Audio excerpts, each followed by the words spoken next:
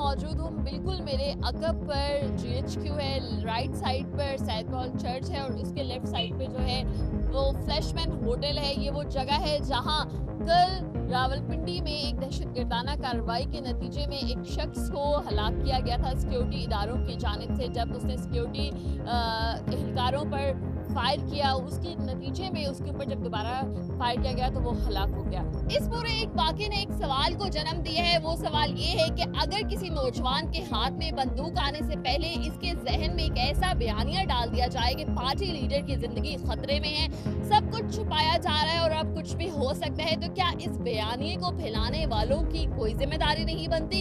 यानी कि पीटीआई और इसके सोशल मीडिया वर्कर्स ये सब कहने के बाद आजाद हैं, जो कुछ हुआ जब चाहे जहां चाहे जैसा वो बोल देते हैं। उसका नतीजा ये निकला कि पार्टी का एक शख्स पाकिस्तान के सबसे हसास इदारे पर आकर हमला करने की उसने कोशिश की।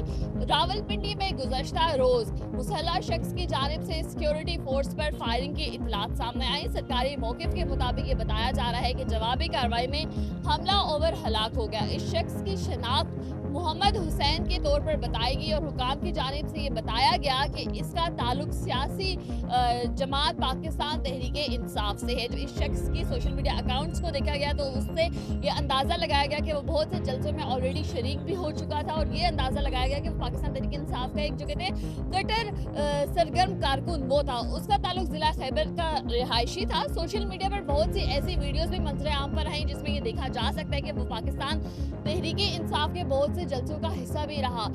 जब बात की जाए कि उसके कब्जे से पाकिस्तान तहरीके इंसाफ की पार्टी का परचम जो है वो बरामद हुआ, इसके अलावा असलहा, गोली और कुछ अहम दस्तावेजात बरामद हुए।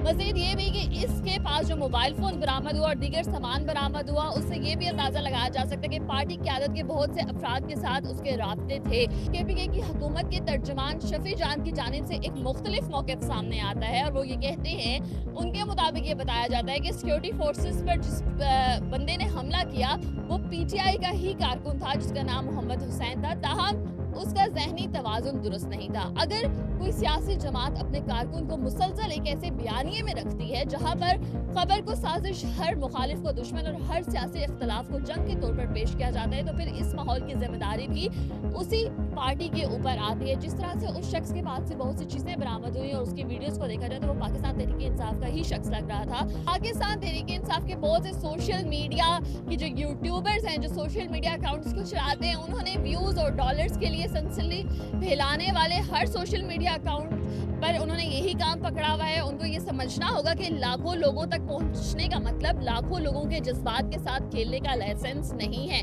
सियासी कारकुन को जज्बाती हजूम में तब्दील करने के बजाय जिम्मेदार शहरी बनाना सियासी क़यादत की जिम्मेदारी होती है, जो पाकिस्तान तहरीके इंसाफ को समझने की ज़रूरत है।